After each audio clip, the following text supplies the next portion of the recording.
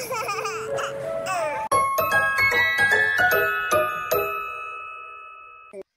mga mare! Welcome to my vlog! Hapon na nga nito mga mare at nag-decide kami ng kapatid ko na mag-grocery kami. Naglalakad na nga kami nito mga mare papunta sa paradahan ng tricycle. At finally mga mare, nandito na nga pala kami.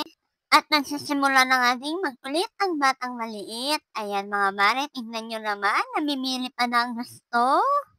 At hindi pa nga makapag-decide kung ano ang pipiliin niya. At ayan nga, sa wakas mga mare, nakapili na raw siya. Ayan, at nilagay pa nga sa cart namin.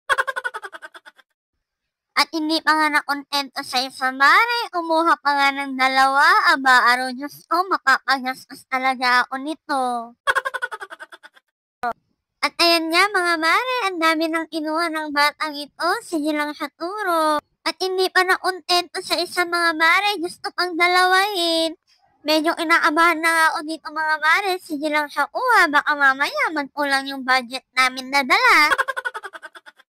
At ayan nga mga mare, naglakad-lakad muna ako para maiwas pa siya sa mga tinapay.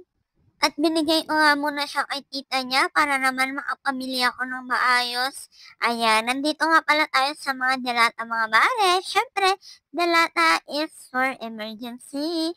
Alam mo na mga mare, kapag wala kang ulam, delata is the key. At bigla nga siyang nagutom dyan mga mare, kaya naman kahit hindi pa kami nakarating ng counter, ay binuksan ko na agad yung tinapay para naman may makain siya. O, sinong relate dyan?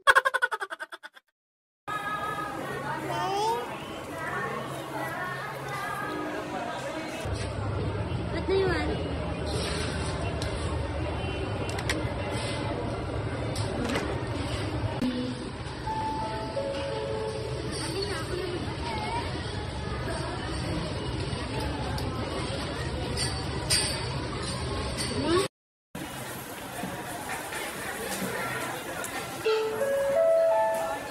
Calling the attention of the wall merchandiser, please proceed the customer service.